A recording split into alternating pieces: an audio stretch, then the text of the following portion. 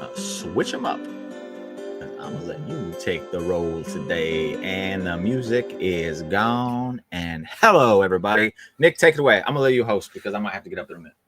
Okay, man. Ladies and gentlemen, welcome to episode 1 of the Friday Nitro Review in a very WCW manner, being given to you on a Saturday.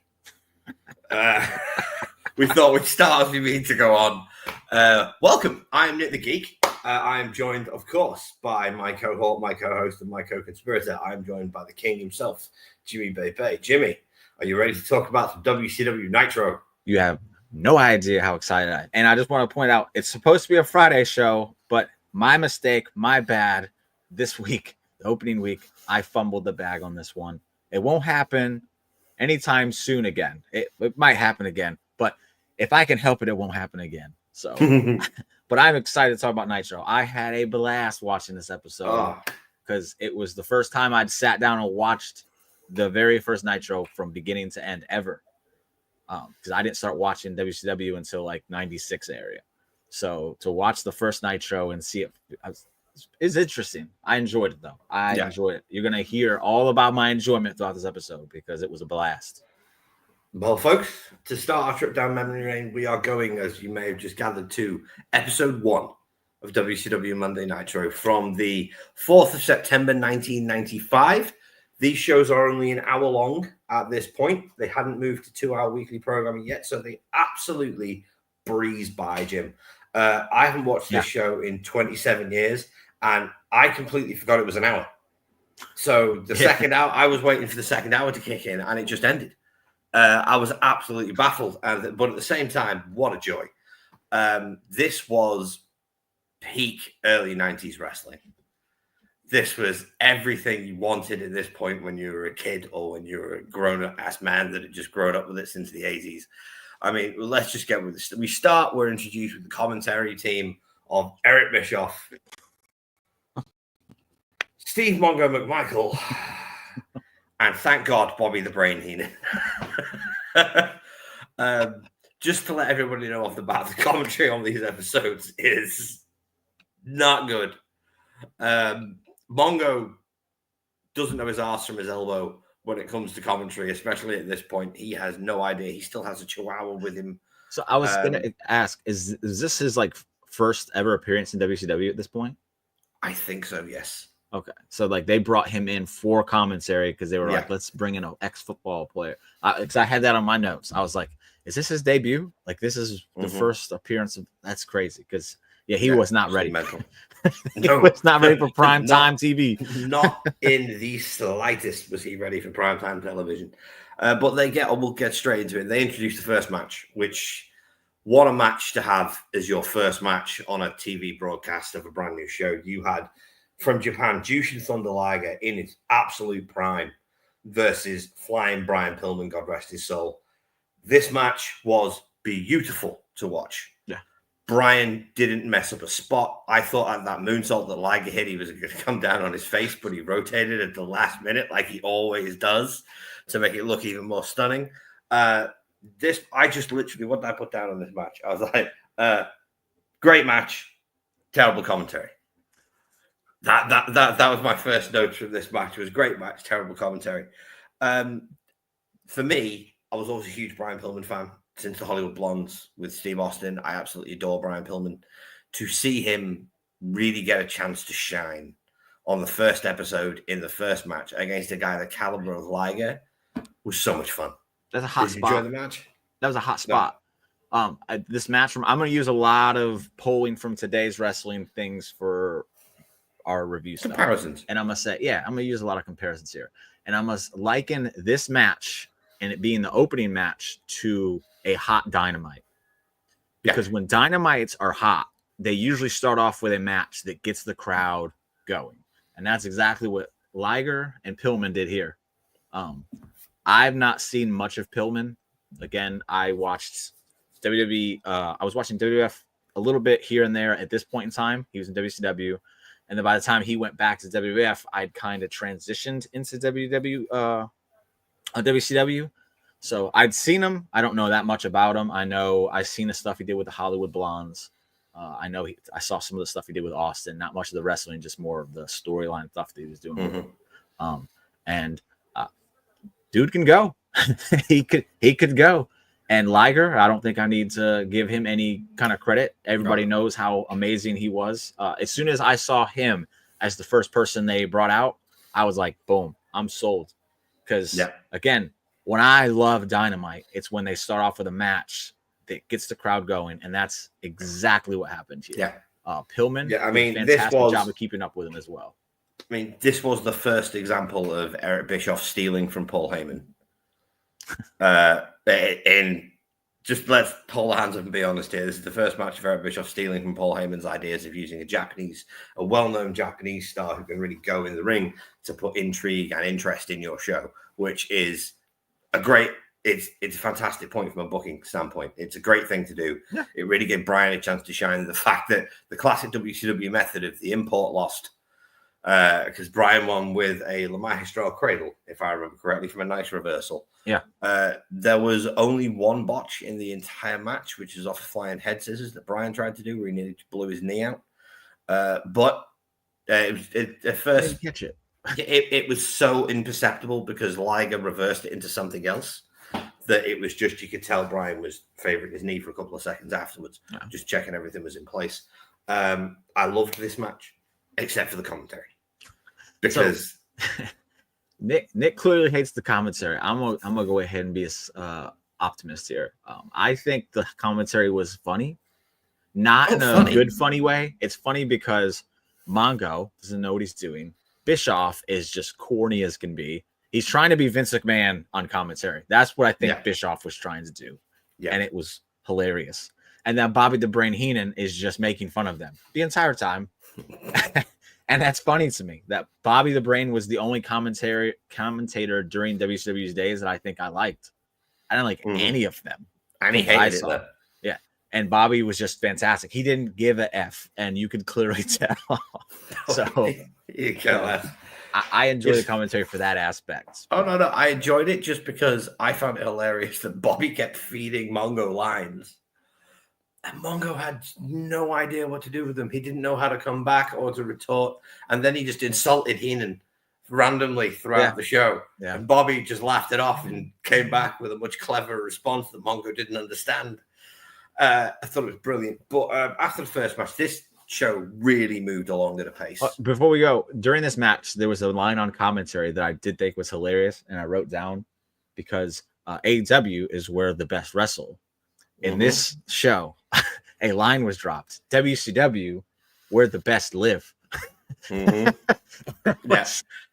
It popped me. I was like, what the? Dude, we've been saying for 4 years that Tony Khan wants nothing more than to be late 90s WCW. I'm not saying that they stole it from there, but it was just crazy to hear it. And it was like, that's kind of wild. But it was crazy. Yeah, Brian wins with a La Mistral. Great match. Really hot start for Nitro. Just fantastic way to start the show. Like I said, it moves on really quickly because next you had a really quick Sting promo package that was thrown up. Sting obviously in gear, ready to go before his match, which we will get to in a second. I'll tell you what I like about this. The Sting promo I like about this is because it gives you continuity. I know you were going to get me for that, but I didn't say it right. Continuity in the show. Why is Sting cutting a promo on Ric Flair? Oh, because of what's coming later in the show. It gives me a reason. And the reason this is important is because this might be the first time a lot of people are tuning in to see WCW because it's on prime time television. And starting off with a hot match like that shows people, oh, there's really cool action here. And then you see a Sting promo. This guy's wearing face paint. And he looks, this is an interesting guy. I've heard of Ric Flair before. Maybe I hadn't heard of Sting. I don't know. Like, this is time. But I'm just assuming based on like what I'm watching. Oh, yeah. And it's a great way to give people a reason like, oh, so they're going to be fighting. That's why. And he was just talking about, okay. And that's why I think this promo, putting it here, was such a great idea. The placement of pretty much everything on this show was so almost perfect. It was so well done. Yeah. And after the quick Sting package, we get to my favorite moment of the show. Because it made me laugh so much because it's Pastamania, baby. Question: how many times did he see Pastamania during this promo? At least 7. Oh, it was more. It was double digits, sir. I stopped counting after 10. Oh my God. It was the amount of product placement that Hogan tried to get this restaurant over. Basically, so it's Eric Bischoff interviewing Hulk Hogan. Hulk Hogan is in a sea of fans at his restaurant in the Mall of America, Pastamania. Because for some reason, Hogan thought during the gym freak era of the early 90s that a pasta restaurant was a good way to lose weight. I thought this was brilliant. I couldn't stop giggling all the way through it because, as I said, the amount of times he says Pastamania and Pastamaniacs and just anything else that went along with it. It only lasted like 2 months. The rest. Oh, yeah. Yeah, that was it. Jesus, this was terrible. It was so bad, but it was so good. It was hilarious. It was absolutely hilarious. And like I said, he just, let me tell you about the Pasta Mania. I got my Pasta Maniacs, and they're here at Pasta Mania to eat some pasta at Pasta. And I'm like, Pasta Mania. Bro. And I'm like, okay, I don't want to say Hogan's a terrible promo because anybody who knows me knows I do not like babyface Hogan. I think he's the biggest cornball on the planet. I'm more of a heel Hogan guy. That's me. And watching this, I was like, yeah, I was right all along because this is horrible. But then I'm like, well, if he's trying product placement and beating it into people's head about it, I get it. Yeah. I'll let this one slide because it is funny. It's horrible, but it is funny. I'll let it slide. I'll give him a chance and see where it goes from here. And I'll have more on Hogan later. But yeah, I was chuckling the whole time. I was like, this is silly stupid. I watched it with my brother and I couldn't stop giggling because it was so dumb. But it was brilliant because it was so dumb. Yeah, but we very quickly cut from the Pastamania section of the show onto our second match, which is my guy, the reason I am a fan, in the finest jacket I have ever seen a wrestler wear to the ring. Many. There must have been 1,000. Don't you start. There must have been 1,000 sequins on Sting's jacket at the bare minimum per sleeve. Versus Ric Flair. Now, this is a genius of a match to put on at this point in your first ever Nitro. Because, one, for your diehard fans, it's Sting versus Flair. They love Sting versus Flair. And for your new introduction to fans, Sting versus Flair is a very intelligent match to put on for new fans taking in because these two know each other so well that it's just it's just off to the races. It's another day at the office. That match was flawless. There were no mistakes. Everything ran perfectly. Arn Anderson did his role to a T. And I totally forgot that he was feuding with Rick at this point. Yeah, I did do some research. Because when he first came in, I was like, oh, he's here to help Ric Flair. And then at the end of the match, he's just beating the snot out of Ric Flair, which was amazing to see because Arn played his role perfectly. Sting hitting multiple gorilla press slams. You can tell his knee is no longer just bothering him at all. I loved this match, Jim. Also, this is where Lex Luger debuted. Yes, this is which I did think was weird. Yeah, in the middle of the show. We'll get to that a little bit later too because it plays into the end of the show. But I did think it was weird because I thought that was the ending shot of the first Nitro. That's how it's been played in my head. I always saw that, but it wasn't, and I thought it was weird. The thing about Arn Anderson was, I actually picked this up from commentary. So commentary actually did a good job here because they had said something that kind of sparked my interest because they said something along the lines of, I think it was Bobby the Brain. He's brilliant. He said, no, he's here to help Rick. They put their differences aside. So I paused it and then was like, okay, so boop, boop, boop, boop. I did the Google thing, people. And I did it because they made me do it. They sparked my interest. That's the key here. And I went and Googled and found out that this is during the time frame. It was leading up to, I think, Clash of Champions, maybe. Whatever the next pay-per-view is. A brawl, a match between Arn and Rick. That was what this was leading to. So I was like, oh, okay. And then I continued watching the match, and then it unfolded the way it did. Another thing I'd like to add about why this was such a brilliant match to put on here is because Sting and Ric Flair is probably the feud of WCW. So to include it on your first show for the new people who might be tuning in, it's like these are two guys you need to get very familiar with, and when you see the work they do, you're like, they're really good. And that intrigues you to want to keep watching. So I mean, when you call it the feud WCW spoilers, when in 3 years we get to the end of our Nitro run, But the main event of the final Nitro is also Sting versus Ric Flair. That's not 3 years, man. That's 6, 7. No. I just mean it's going to take us 3 years to get there, Jim. We might get there sooner because, like I said, with the hour ones, I think we could probably knock them out week after week after week. I could probably get them out happily. much sooner than I figured. But awesome. All right, but this was great. Sting looked fantastic. Flair looked great, even with his hair a little bit shorter, which still looks weird to me. In Flair in the cowardly canary yellow, Sting in the blue and the purple. It's just. So I like that you brought up the cowardly yellow, because to me it was weird to have Ric Flair wearing yellow when he has bleached blonde hair, when in the main event your world champion, who is known for wearing yellow and bleached blonde hair. The visual there was kind of weird, and I was like, that's kind of a weird thing to do, but Rick was on another wavelength. He was like, I'm telling a story in a different way, and that's I'll give him credit for that. And Hogan's just a chump.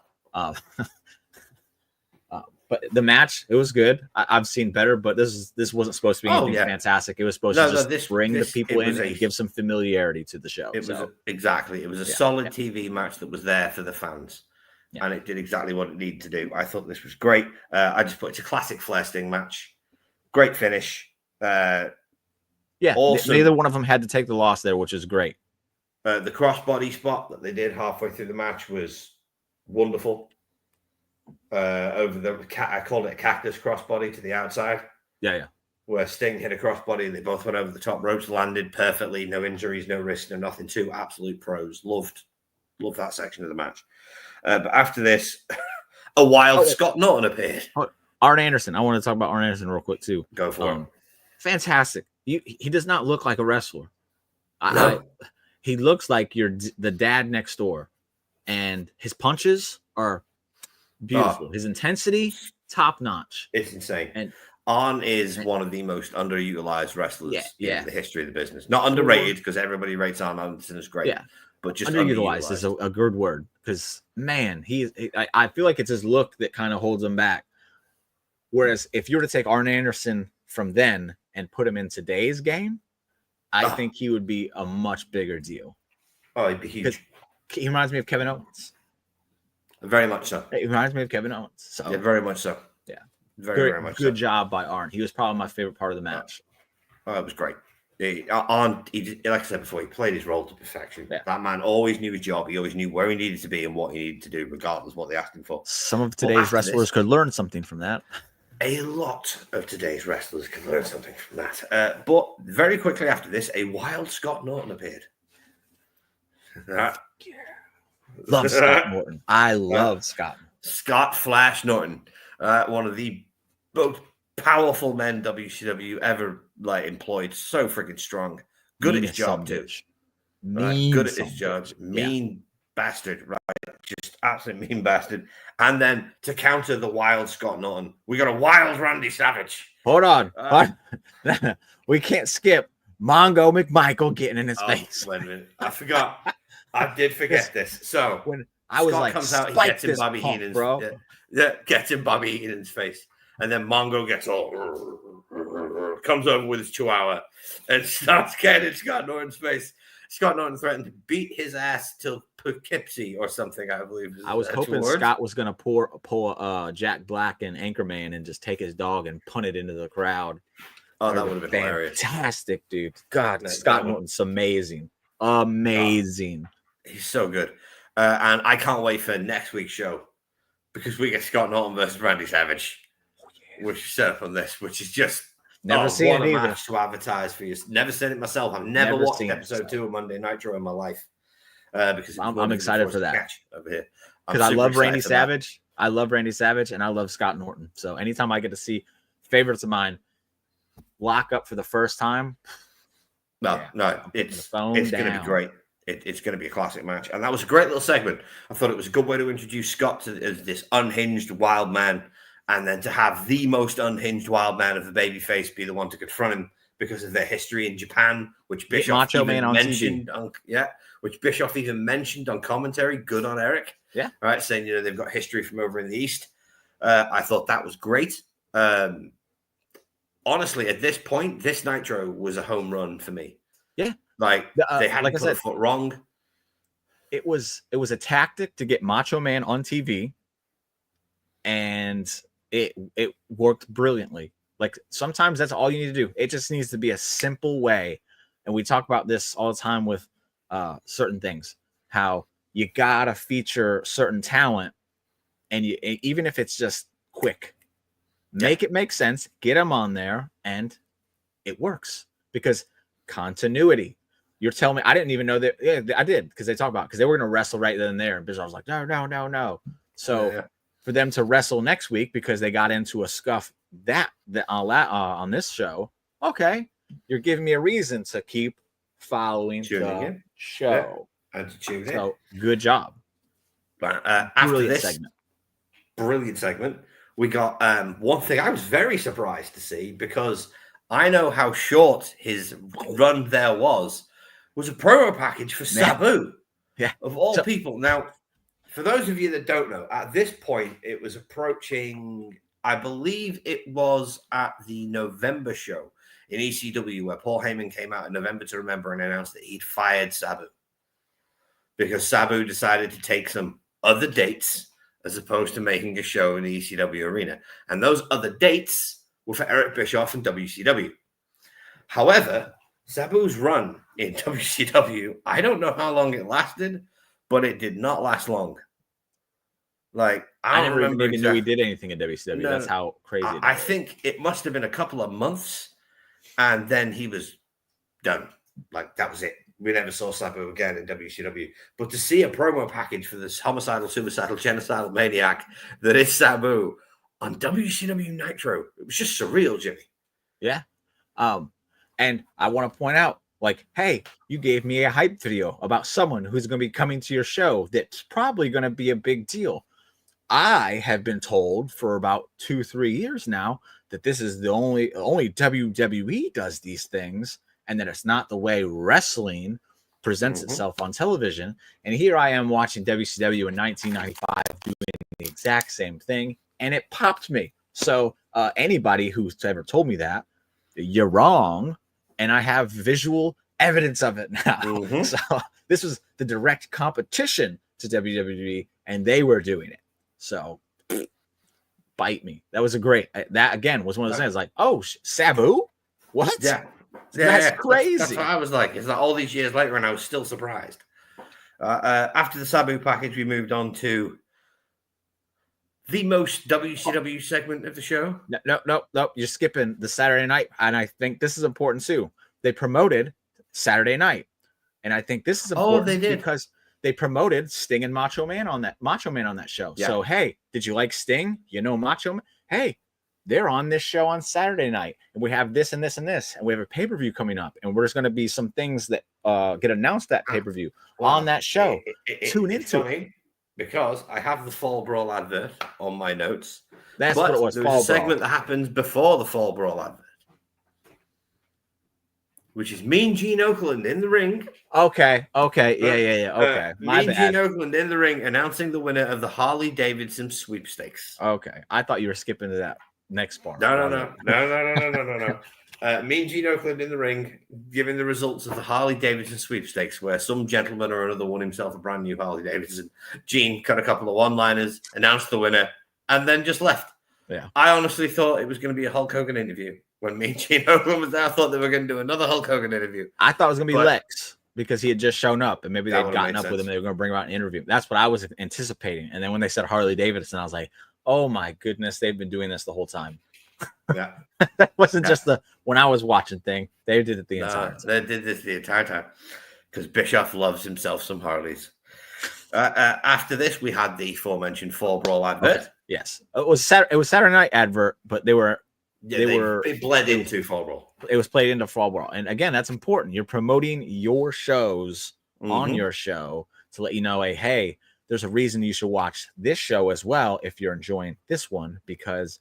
Continuity. That's the key word of today. Continuity. Yeah, it completely is. After the Fall Brawl advert, we led into what I was very surprised by, but it was so bad, but so good. was a Michael Wall Street promo, the former IRS, the father of both Bray Wyatt and Bo Dallas, Mike Rotunda. Now, he's basically, for those of you that don't know, and if you're going to be watching these Nitros along with us as we go through the years, Mike Rotunda is the former IRS in WWE. He is playing exactly the same character, but now he wears black. And he can't use IRS man, so he's like, I'm Mr. Wall Street. Mr. Wall Street. And he drops a line about the IRS during the promo, which made me chuckle. Because why not? Just do it. You're there anyway. No. Though hearing him talk about how he's going to be one of the top stars of WCW was knowing what we know in hindsight about IRS by Rotunda, it's a little bit fanciful on his part, I believe. This is the part of the show. This is the only part of the show I feel like that prevents it from being an A+ show to me, because this was bad. My only problem, like, it's not a problem. I hate that I have hindsight on it, because like, to me, it's bad because I'm like, yo, you don't amount to anything. And they gave you this. It's like, first off, why do a different gimmick, man? don't just put a new fresh paint on. Do it same gimmick. Shit. Same shtick. Don't do that. Because, man.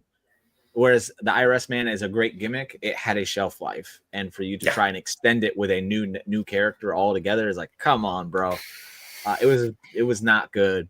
Like, I can't give it any saving graces here. And again, this was an A+ show without this segment, but this kind of made me go like, pull it down a little bit.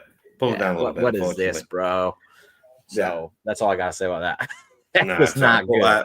We moved on from the frankly terrible Michael Wall Street segment to the main event, which saw Hulk Hogan defending the WCW World Heavyweight Championship, which he won about 6 months prior. All right. Against his first match, right? Yep. Against Big Bubba Rogers, more commonly known as the Big Boss Man. Wasn't he Ray Traylor in WCW too? Yes, he was. He was Ray Traylor. He was so many names. So many names. He was the Guardian Angel as well. Yeah. WCW. But it was Big Bubba Rogers at this point. And this was, as I put it down here, standard Hogan affair. Hogan wins, lol.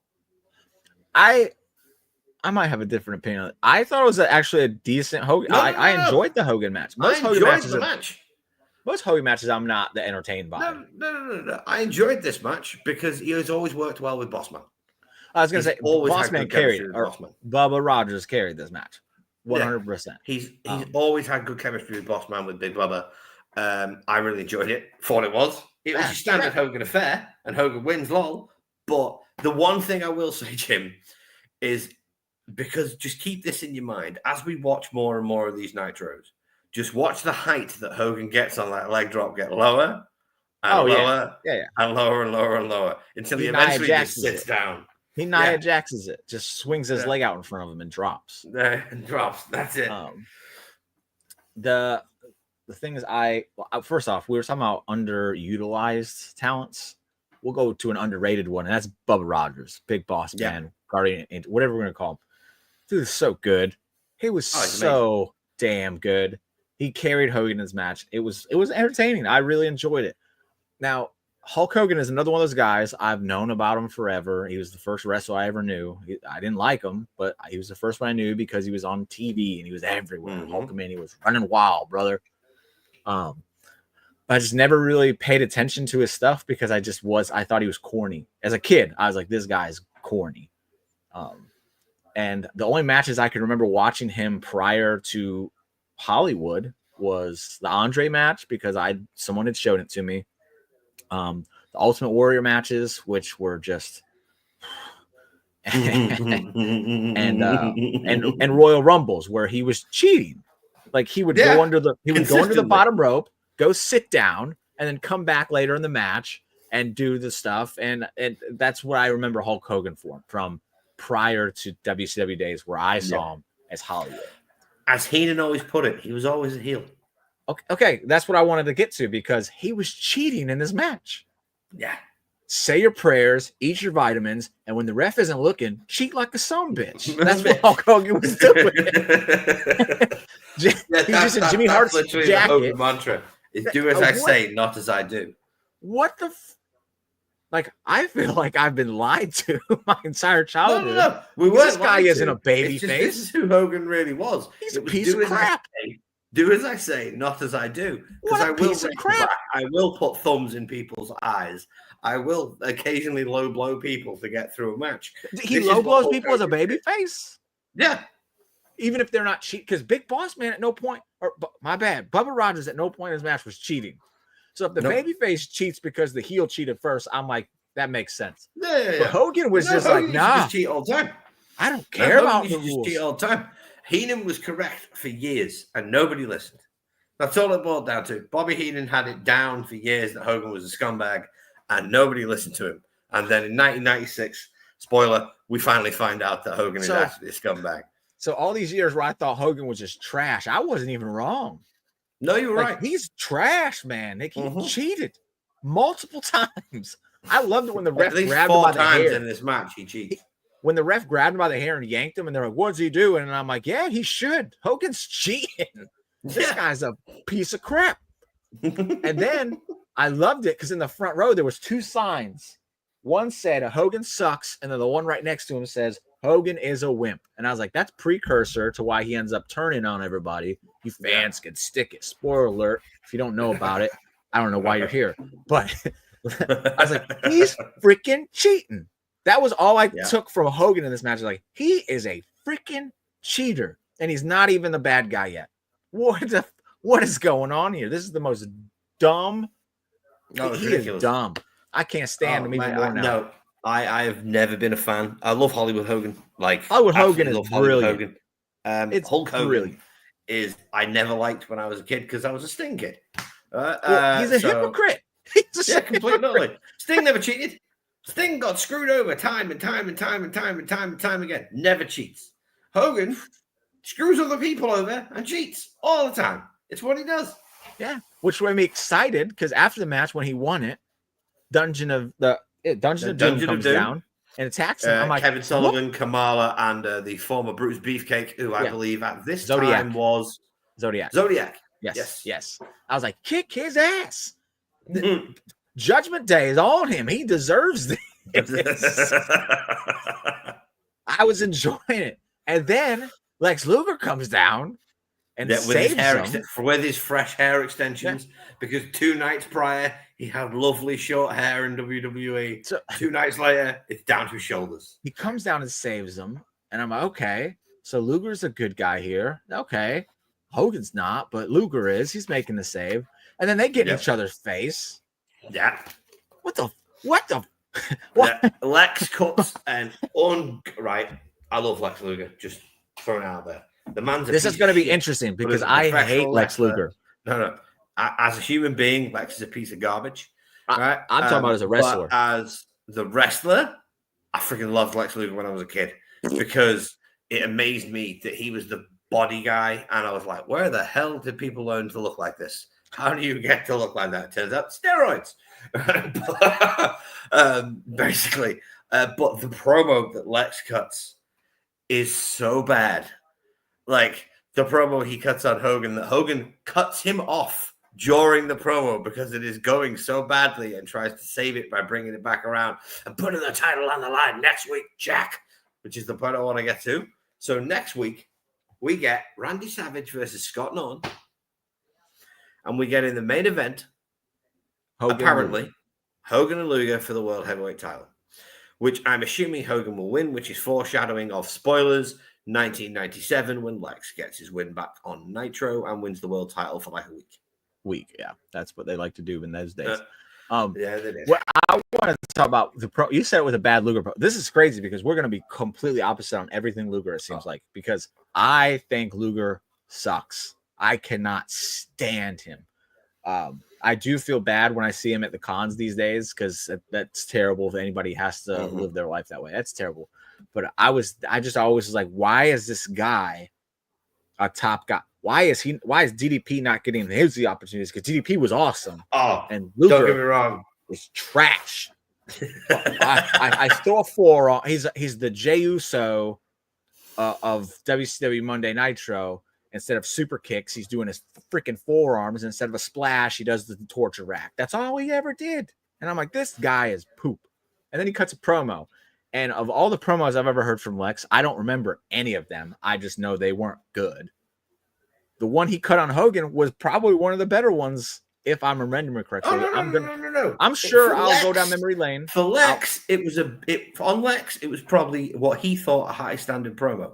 Yeah, but against the standard rules of promos, it's bloody awful, Jim. Yeah. I tend to lower my expectations with people, though. Like, if I know you're not a good promo, I'm willing to be like, okay, let me dumb myself down so that I can enjoy this person a little bit more. And Luger's promo here was fine.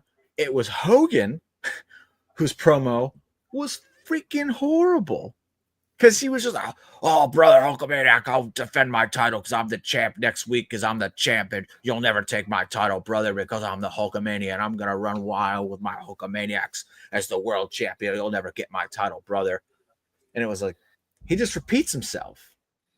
And I thought the Pastamania thing was for advertising sakes, but no, that's just what he does.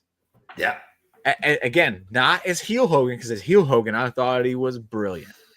But so far, everything I've ever seen from Hogan outside of Rock Hogan and Andre Hogan has been trash.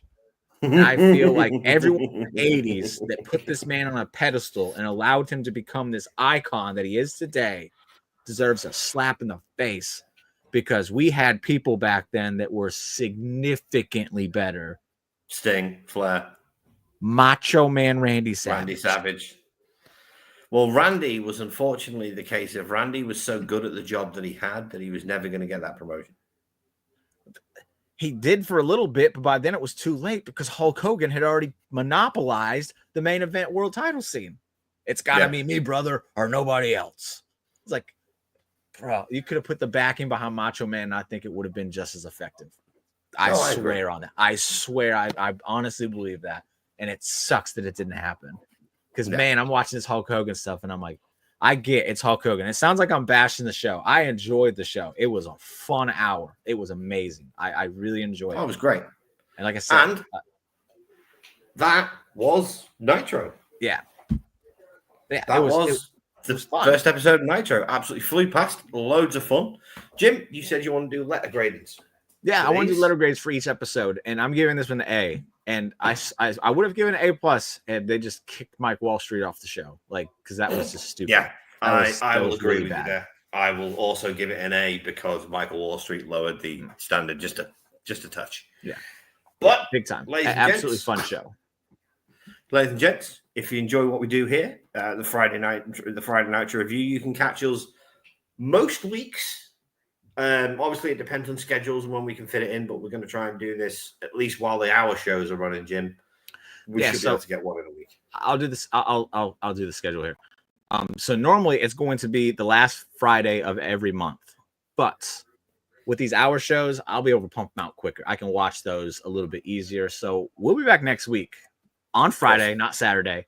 We'll do one next week for week 2, and then we'll see how it goes from there.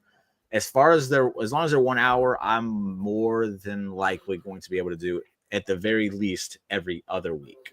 Awesome. Once they get to the 3-hour nitros, that's when it's going to be a little bit tougher for me. But 1 hour, I can easily do it. 2 hours, I could probably do it because I could just break it off into several days, whatever. I don't like doing that because it kind of takes you out of the zone and everything. But the hour nitro was freaking great. It just reminded me of a souped up version of Saturday Night. And Saturday Night is one of my favorite shows of all time. I used to love them. It should be Saturday Night. But, ladies and gents, thank you for tuning in. We love you all. If you do enjoy the content we do here, if you like what we're putting out, please give the video a like and subscribe to the channel. It's a big help. It's free, and it's the only way the YouTube algorithm knows we exist. So, always remember, we are but 2 geeks obsessed with a good show, and our opinion means nothing without yours in the comments below. See you next week. Toodles. I forgot